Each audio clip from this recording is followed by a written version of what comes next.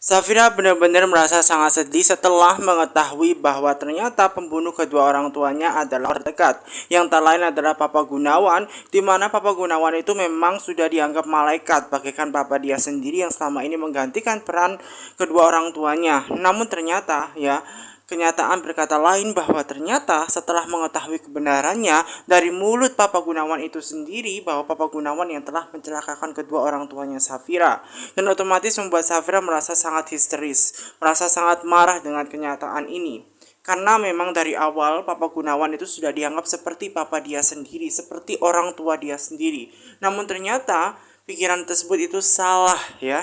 Dan di situ nih guys ya, Safira tidak tahu apa yang harus dia lakukan. Dia hanya bisa berteriak histeris semacam itu loh guys, karena memang kenyataan pahit itu memang harus dia terima ya. Bisa atau enggak, Safira harus menerima itu semua, walaupun ini sangat berat buat Safira.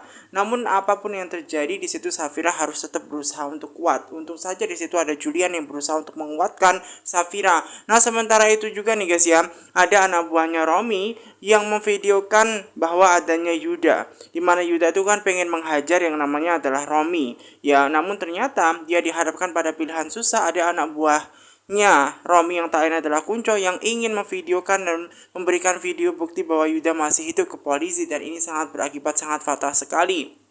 Nah, ketika Papa Gunawan itu nih guys ya mau dibawa ke sel tahanan, nah ternyata nih guys ya ada di situ nih guys ya yang menculik ya Papa Gunawan, sehingga membuat Papa Gunawan itu terbebas dari jeratan hukum. Dan Safira berpikir bahwa ini semua pasti ada hubungannya dengan Mama Lestari dan juga Rafael yang telah membuat Om Gunawan itu bebas.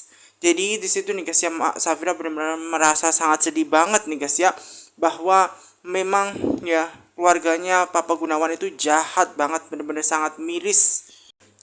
Gina yang sudah memberitahu bahwa AC-nya Mona itu rusak kepada Rafael membuat Gina itu merasa sangat takut dan khawatir banget, karena hingga detik ini ya, kenapa tidak ada kabar sama sekali dari Rafael semacam itu, sehingga membuat Gina ini merasa bahwa apakah dia sudah membenarkan AC dan berikan AC yang baru di tempatnya Kak Mona semacam itu.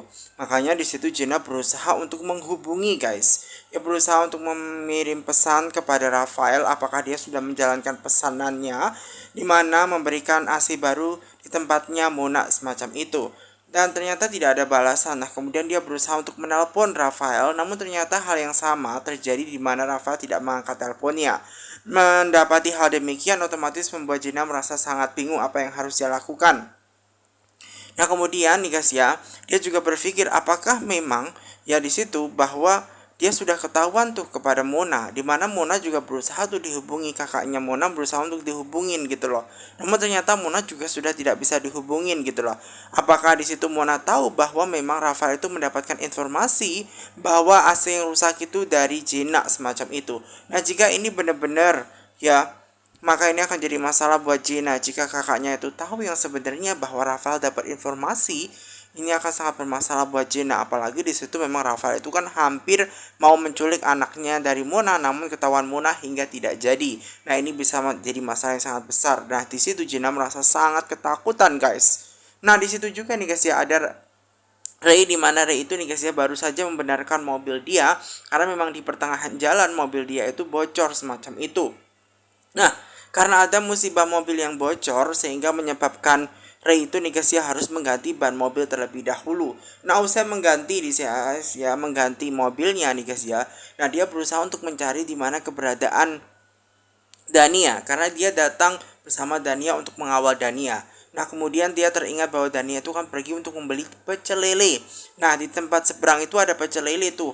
Namun ternyata di situ sepi, kok nggak ada Dania sama sekali. Lalu di manakah Dania berada? Nah itu pertanyaan bagi Ray. Nah kemudian Ray langsung menghampiri bapak penjual pecel lele. Nah di situ nih guys ya, dia bertanya kepada bapak penjual pecel lele tersebut apakah dia sempat melihat Dania.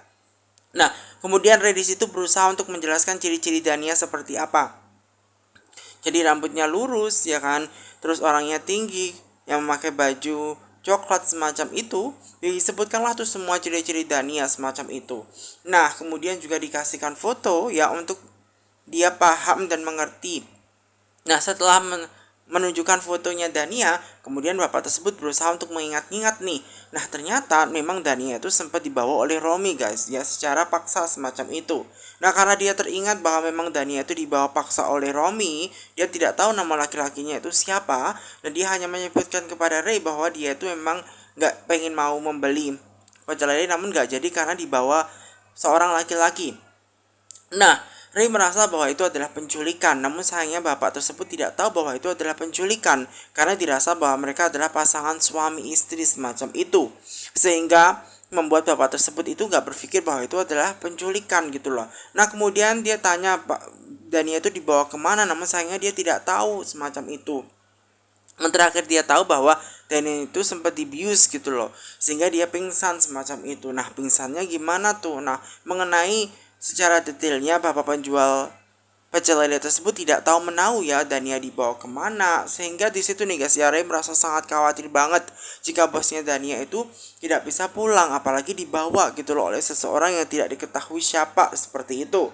Nah, Ray berusaha untuk tanya-tanya lebih dalam lagi nih guys ya, kira-kira penculiknya itu gimana ciri-cirinya. Dia hanya mengetahui laki-laki semacam itu, namun dia tidak tahu siapa yang membawa dia. Nah, itu yang jadi masalah. Nah, kemudian di situ Ray bingung banget nih guys, apa yang harus dia lakukan dan apa yang harus dia katakan kepada bos Yuda jika bos Yuda itu mengetahui bahwa Dania itu tidak ada atau hilang atau diculik semacamnya di situ nih guys ya. Makanya Ray itu merasa sangat bingung banget apa yang harus dia lakukan. Nah, di situ nih guys ya, Ray berusaha untuk menyusuri di area sekitar di situ nih guys ya. Tiba-tiba ada bosnya Yuda yang menelpon dia nih guys ya. Dia bingung apakah dia harus mengangkat teleponnya Yuda atau tidak, karena masalahnya jika memang Yuda itu tanya di mana keberadaan Dania saat ini akan jadi masalah buat Ray itu sendiri. Namun dia tidak punya pilihan untuk mengangkat teleponnya dari bosnya Yuda. Ya, dan kemudian di situ nih guys ya, dia pasti akan merasa dalam berada masalah yang sangat besar. Nah, kemudian di situ nih guys ya, dia berusaha basa-basi dulu nih ya dengan bosnya Yuda.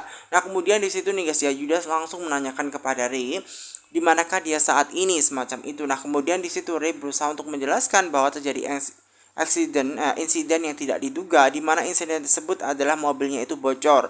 Nah, kemudian di situ Yuda itu kan mengetahui bahwa Ray selalu membawa mobil serep semacam itu. Seharusnya sih tidak lama ya dia itu pergi, ya kan, mengganti atau memperbaiki mobilnya semacam itu, mengganti bannya yang bocor semacam itu, karena dia kan selalu persiapan semacam itu.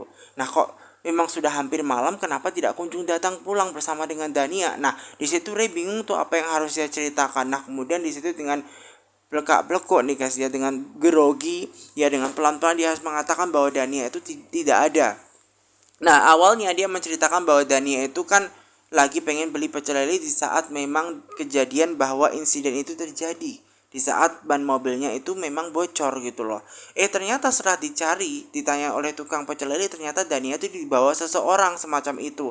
Nah, kemudian di situ Yuda benar-benar marah setelah mengetahui itu semua, bahwa Ray pasti tidak menjalankan tugas dengan baik menjaga Dania semacam itu karena dia lengah. Namun di situ nih guys ya, Ray sebenarnya sudah menjaga, namun sayangnya memang tidak ada yang tahu bahwa insiden itu akan terjadi, di mana pikiran dia itu kan bos Dania itu membeli, ya kan, nasi pecel lele itu kan di depan seberang semacam itu yang pasti dekat, ya kan, dengan mobil dia berada. Ketika dia lagi lengah, ya kan, memperbaiki mobilnya, mengganti ban mobilnya semacam itu. Nah, di situ nih guys ya, Yuda nggak mau tahu, pokoknya Ray itu harus bisa mendapatkan Dania di mana keberadaan Dania saat ini, karena pastinya Dania dalam bahaya dan Dania membutuhkan bantuan semacam itu. Nah, di situ nih guys ya, Ray ini juga berada dalam kebingungan nih guys ya, dan sementara Yuda itu sendiri bingung nih guys ya, siapakah yang telah menculik Dania. Nah, apakah ini adalah ulahnya Romi, ya kan? Nah, ini yang masih menjadi misteri tanda tanya, karena memangnya dia di situ nih guys ya, Yuda belum mendapatkan apapun. Nah, sementara Papa Gunawan ini nih guys ya, sengaja dilaporkan ya Safira atas kesalahan yang ia lakukan. Nah, di situ Papa Gunawan berusaha untuk menjelaskan pembunuhan yang dilakukan itu memang adalah ulahnya dari Papa Gunawan itu sendiri. Dia menjelaskan di hadapan polisi, Safira, dan juga di situ ada suaminya ya, Julian, dan di situ didengar pengungkapan dari Papa Gunawan yang telah melakukan perencanaan pembunuhnya. Pada awalnya memang Papa Gunawan itu pengen mencelakakan kedua orang tuanya Safira. Namun di tengah perjalanan dia menyadari bahwa itu adalah kebencian sesaat. Nah, kemudian dia memutuskan untuk membatalkan untuk tidak melakukan pembunuhan tersebut. Ya, namun ternyata juga di situ nih guys ya, ketika dia itu mau menyuruh orang suruhan dia untuk tidak membunuh, untuk mencelakakan, ternyata dia sudah terlambat. Di mana orang yang telah mengeksekusi itu kan adalah Romi ya guys ya. Namun di saat dia berusaha untuk menghubungi ya orang yang disuruh untuk mencerahkan kedua orang tuanya Safira sudah tidak bisa dihubungi. Ternyata Papa Gunawan itu gagal ya. Papa Gunawan itu ternyata gagal guys. Dan di situ nih guys ya, akhirnya membuat Papa Gunawan itu berusaha untuk menghampiri ke tempatnya Safira, bahwa ternyata pada waktu itu Safira pun juga sudah mau dibunuh. Namun sayangnya di situ Papa Gunawan berusaha untuk menghadang ya orang suruhan tersebut agar tidak mencelakakan Safira, sehingga di situ Safira bisa diselamatkan. Namun sayangnya untuk kedua orang tuanya Safira sudah tidak bisa diselamatkan. Nah, itu yang jadi masalahnya nih guys ya. Memang Papa Gunawan merasa sangat sedih nih guys ya atas ulahnya gitu loh. Karena pada awalnya itu hanyalah sebuah kebencian sesaat gitu loh. Dan ketika mendengarkan semua perlakuan dari Papa Gunawan yang ternyata telah merencanakan pembunuhan kepada orang tuanya Safira, membuat Safira itu sangat sedih. Padahal Papa Gunawan itu hadir di saat ya kan kedua orang tuanya itu meninggal semacam itu. Safira itu menganggap bahwa Papa Gunawan adalah papanya dia sendiri semacam itu. Ya, dia sudah dianggap papa semacam itu, bahkan ketika kejadian itu dia sudah menolong Safira. Dia sudah dianggap dewa semacam itu. Namun sayangnya Papa Gunawan itu yang telah merencanakan ini semua. Berarti ini adalah ulahnya Papa Gunawan. Makanya di situ nih guys ya, Safira itu benar-benar sangat kecewa. Sangat kecewa dengan Papa Gunawan, tindakannya tersebut itu sangat di luar batas gitu loh. Sangat tidak diharapkan terjadi semacam itu. Makanya Safira itu ngomong kepada Papa Gunawan, kok bisa setega itu Papa Gunawan itu melakukan kejahatan semacam itu. Padahal papanya itu kan Abdi, itu adalah sahabatnya Papa Gunawan itu sendiri. Kok bisa dia melakukan itu semua gitu loh. Makanya di situ nih guys ya, Safira benar-benar sangat histeris. Dan Julian berusaha untuk nih guys ya membuat Safira agar tenang, karena dia kondisinya lagi hamil, jangan berpikir stres semacam itu. Nah di situ nih guys ya, Safira nggak tahu lagi apa yang harus dikatakan kepada Papa Gunawan, orang yang sudah dianggap papa. Namun saat ini nih guys ya, karena memang sudah mengetahui kebenaran bahwa Papa Gunawan adalah orang yang telah mencelakakan kedua orang tuanya, membuat Safira berpikir bahwa Papa Gunawan itu nggak pantas lagi untuk dipanggil papa. Dan dia tidak mau lagi ya melihat Papa Gunawan, karena dia sangat-sangat kecewa dengan Papa Gunawan atas apa yang ia lakukan. Nah di situ nih guys ya, ketika Safira marah kepada Papa Gunawan hanya terdiam, karena memang ini semua adalah salahnya Papa Gunawan itu sendiri guys ya. Memang semua ini adalah salahnya Papa Gunawan. Nah Safira itu histeris, marah, benci kepada Papa Gunawan atas ulahnya semacam itu. Kenapa dia tega melakukan hal itu, padahal kebaikan Papa Abdi ya kan, dimana dulunya Papa Gunawan sempat bekerja di tempatnya papanya Safira, kok malah Papa Gunawan itu menusuk gitu loh. Ya, padahal Papa Gunawan itu sudah dianggap seperti keluarganya Safira gitu loh. Datanglah tuh ya kan anaknya Rafael dengan istrinya.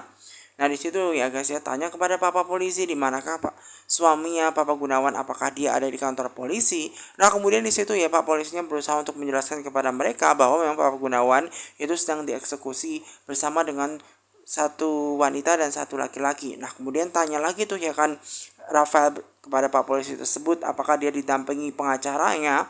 Di situ nih guys ya, mengenai dia didampingi pengacaranya atau tidak. Nah kemudian di situ nih guys ya, Papa polisi itu hanya menjelaskan bahwa dia hanya ada dengan laki-laki dan perempuan saja semacam itu. Nah kemudian di situ nih guys ya, akhirnya Rafael dan juga mamanya berpikir bahwa kayaknya nggak didampingi pengacaranya semacam itu ya. Dan ini sangat khawatir banget, ini pastinya Safira dengan Julian berarti dieksekusi nih. Nah kemudian di situ Rafael berusaha bilang kepada Pak polisi bahwa dia mau menemui papanya, karena papanya itu kan lagi sebenarnya baru sadar dari koma selama 5 bulan. Takutnya apa yang diucapkan oleh papanya itu tidak benar semacam itu. Jadi dia berusaha untuk bohong gitu loh guys. Jadi Rafael itu menghalalkan berbagai cara agar dia bisa menolong papanya dari jeratan hukum, agar papanya itu tidak mengaku di hadapan polisi semacam itu loh guys. Dan di situ dia berusaha untuk minta izin ya menemui papanya semacam itu.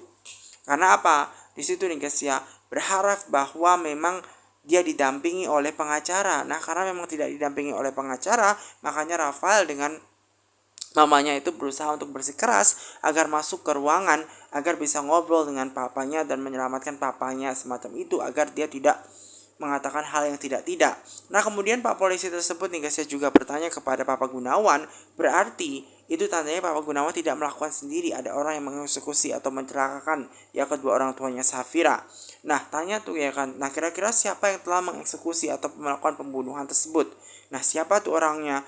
Nah, ketika Pak Polisi menanyakan tersebut kepada Papa Gunawan nih guys ya, hal tak duga itu terjadi nih guys ya, dimana memang Papa Gunawan itu mau mengungkapkan kebenaran ya, mau mengungkapkan kebenaran bahwa memang ada orang lain semacam itu. Nah, ketika dia itu berusaha untuk menyebutkan namanya nih guys ya, menyebutkan namanya ya, namun ternyata di situ nih guys ya ada anaknya datang tuh sama istrinya. Nah, sehingga Papa Gunawan itu nih guys ya tidak jadi ngomong siapa yang telah membantu Papa Gunawan mencelakakan kedua orang tuanya Safira. Nah, kemudian di situ nih guys ya, Rafael itu berusaha ngomong kepada Pak Polisi bahwasanya papanya itu kan baru sembuh dari koma semacam itu. Ya, jadi apa yang dinyatakan, apa yang diucapkan oleh Papa Gunawan itu tidak sadarkan diri. Mungkin dia ngomong seperti itu ngelantur semacam itu. Namun kemudian di situ nih guys ya, Papa Gunawan itu berusaha ngomong yang sebenarnya bahwa memang Papa Gunawan itu sadar atas apa yang ia bicarakan. Dia ngomong apa adanya semacam itu loh guys, akan kebenaran semacam itu. Dan bilang kepada anaknya Rafael dan juga istrinya untuk tidak usah ikut campur atas ini semacam itu. Nah, ketika Papa Gunawan itu ngomong demikian, membuat ya istrinya itu malah marah kepada Papa Gunawan. Seharusnya Papa Gunawan itu tidak mengungkapkan demikian. Papa itu lagi tidak sadarkan diri. Papa Gunawan dengan tegas menyatakan dia sadar diri atas apa yang dia ucapkan semacam itu. Nah, Papa Gunawan itu hanya pengen mengakui kebenarannya semacam itu karena dia tidak mau dihantui rasa bersalah setiap tahunnya karena telah membunuh sahabat dia sendiri yang tak lain Abdi atau kedua orang tuanya Safira. Nah, di situ nih guys ya, Papa Gunawan itu benar-benar sangat menyesal semacam itu. Nah, kemudian di situ nih guys ya, Rafael dengan mamanya berusaha untuk bilang bahwa seharusnya ya ini tuh dilanjutkan kalau misalkan Papa Gunawan itu didampingi oleh pengacaranya semacam itu. Nah, kemudian di situ nih guys ya, ada ya Julian yang berusaha untuk mengatakan kenapa di sini kok malah jadi berbelit-belit semacam ini. Ini kan bukan urusannya ya kan Mama Lestari dan juga Rafael. Ini kan urusan antara Safira dengan Papa Gunawan semacam itu. Kenapa ikut campur? Nah, kemudian di situ nih guys ya, Julian juga mengatakan bahwa mereka itu hanya mengolor-ngolor agar kebenaran akan kematian kedua orang tuanya Safira tidak terungkap. Nah, di situ nih guys ya, Julian mengatakan seperti itu, memang kebenarannya seperti itu. Bahkan Safira pun juga ngomong ya berdiri di hadapan polisi bahwa memang Papa Gunawan harus mempertanggungjawabkan atas semua yang dilakukannya membunuh kedua orang tuanya. Sehingga di situ Papa Gunawan harus ditangkap dan dijebloskan. Nah, ketika Safira itu mengatakan demikian nih guys ya, ternyata ada tidak suka dengan Safira yang tak lain adalah mantan suaminya Rafael, dimana dia bilang setelah kebaikan yang dilakukan oleh kepada Papa Gunawan, kenapa Safira malah berpikir demikian? Dan kemudian di situ nih guys ya, ada Mama Lestari juga yang bilang ya kepada Safira nih guys ya, bahwa memang wanita seperti Safira itu tidak tahu diri gitu loh, malah menjebloskan Papa Gunawan, orang yang telah membantu Papa Gunawan. Nah, kemudian di situ ya Safira ngomong, dia tidak lagi memanggil Papa Gunawan melainkan Om Gunawan. Nah, di situ nih guys ya, dengan tegas yang menyatakan bahwa Om Gunawan itu harus mempertanggungjawabkan atas kesalahan yang ia lakukan, dan Om Gunawan ini orang yang tidak pantas dianggap papa dan tidak pantas untuk dihormati semacam itu. Nah, ketika mendengar perkataan itu nih guys ya, otomatis membuat Papa Gunawan merasa sangat sedih. Mama Lestari itu sangat marah betul kepada Safira. Kenapa? Karena kebaikan yang dilakukan oleh Papa Gunawan malah balasannya seperti ini kepada Safira. Makanya di situ nih guys ya, Mama Lestari itu berusaha marah-marah kepada Safira. Nah, di situ nih guys ya, Julian berusaha untuk membela agar Mama Lestari ini tidak ngomel-ngomel kepada Safira, tidak marah-marah kepada Safira. Terjadilah tuh perdebatan antara mereka semua. Ada Julian, ada Mama Lestari, ada Safira, Papa Gunawan, dan juga Rafael yang berdebat satu sama lain, membenarkan diri satu sama lain semacam itu. Padahal Rafael dan juga mamanya itu tahu bahwa perbuatan papanya itu bersalah membunuh kedua orang tuanya Safira. Namun di situ Mama Lestari malah justru menyalahkan Safira. Nah, karena terjadi perdebatan di situ nih guys ya, membuat Papa Gunawan itu bingung apa yang harus dia katakan semacam itu. Karena memang pada dasarnya Papa Gunawan itu bersalah, makanya dia mau menyerahkan diri. Nah, di situ polisi bilang kepada mereka semua untuk diam, tidak usah marah-marah satu sama lain semacam itu loh. Namun di situ nih guys ya, ketika polisi menyuruh mereka untuk diam, kemudian di situ nih guys ya, Rafael bersama dengan mamanya itu meminta waktu agar memang di situ ya pengacaranya segera datang semacam itu loh guys. Ya memang didampingi pengacara. Nah, sementara itu juga nih guys ya, ada Dania yang disekap oleh Romi nih guys ya. Romi itu sengaja menyekap Dania karena memang Dania itu menelantarkan Romi, tidak menganggap Romi lagi sebagai suaminya. Apa? Karena memang Dania itu lebih memilih Damon itu, atau yang tak lain adalah Yuda. Nah, Yuda itu dicatlah warna rambutnya agar tidak kelihatan semacam itu, dipanggil Diamond segala semacam itu, yang pantas itu dipanggil Demon atau hantu semacam itu. Dia marah semacam itu guys kepada Dania. Nah, makanya dia mau balas dendam tuh kepada Dania. Nah, di situ juga nih guys ya, ada Rami juga nih guys yang marah-marah yang gak jelas, bahwa dia merasa dirinya tampan gitu loh. Seharusnya Dania tuh memilih Romi, bukan untuk memilih Yuda semacam itu. Padahal Dania itu adalah wanita yang paling cantik di antara semua wanita yang menyukai dia semacam itu. Malahan Dania tuh lebih kepincut, lebih suka sama Damon atau Yuda semacam itu. Makanya di situ nih guys ya, Dania itu bener-bener aduh, setelah adalah wanita cantik sebenarnya. Nah, Dania tuh rambutnya coba dicium tuh ya sama Romi, memang harum sekali. Memang Dania tuh sebenarnya paling cantik di antara semuanya. Namun sayang, Dania tuh memilih orang yang salah. Malah justru yang menjadi suaminya, menjadi istrinya Romi itu adalah nenek fosil semacam itu, yang tahu bahwa laki-laki ganteng. Waduh, bener-bener ya Pak. Memang Romi itu. Nah, di situ nih guys ya, Romi itu menelpon anak buahnya nih guys ya, karena dia mau menyuruh sesuatu. Nah, kemudian di situ nih guys ya, ada Kunco anak buahnya yang sudah memata-matai di depan rumahnya Yuda. Di depan rumahnya memang Yuda itu sudah kembali lagi ke rumahnya semacam itu. Nah, di saat itu juga lah ini kesempatan bagi ya Romi nih guys, dimana Romi itu nih guys ya mau ya bukan buat masalah lagi setelah dia mengetahui bahwa Yuda itu masih hidup, dan dia mau minta anak buahnya Kunco untuk menuliskan bahasa Inggris bahwa dia sedang menyekap seseorang yang bernama Dania, dan menyuruh tunangannya tersebut yang bernama Damon itu untuk menyelamatkan, namun seorang diri tidak boleh ada bantuan lain. Nah, di situ nih guys ya, Kunco harus bisa menjalankan itu semua dengan baik. Jika tidak, maka Romi akan marah betul. Jika tidak, maka Romi akan benar-benar marah betul kepada anak buahnya Kunco nih guys ya. Makanya dengan bergegas di situ Kunco harus segera menjalankan misinya. Nah, di situ nih guys ya, Mama Lestari tetap berbelit-belit ya, dimana dia membela Papa Gunawan bahwa Papa Gunawan tidak bersalah. Papa Gunawan itu ya suaminya itu nih guys ya baru bangun dari koma. Makanya dia bilang kepada Pak polisi untuk ditunggu ya pengacaranya agar datang. Apalagi apa yang diucapkan Papa Gunawan itu tidak benar. Dia tidak sadar mengatakan itu semua, dan tetap di situ nih guys ya, papanya itu ya suaminya itu ya, dimana Pak Gunawan itu memang berada dalam tekanan semacam itu. Lagi-lagi ya di situ malah mengkambing hitamkan semua orang, menyalahkan orang lain semacam itu. Makanya di situ ya Safira dengan Julian itu heran dengan sikapnya Mama Lestari, yang malah menyalahkan bahwa Papa Gunawan itu ngomong tidak sadarkan diri, terus ditambah lagi atas tekanan, padahal tidak ada yang menekan semacam itu. Yang padahal di situ nih guys ya, memang Papa Gunawan itu pengen mengungkapkan sebenarnya. Kenapa di situ loh ya, Mama Lestari itu tetap aja menyalahkan gitu loh. Bahkan menunggu pengacaranya datang untuk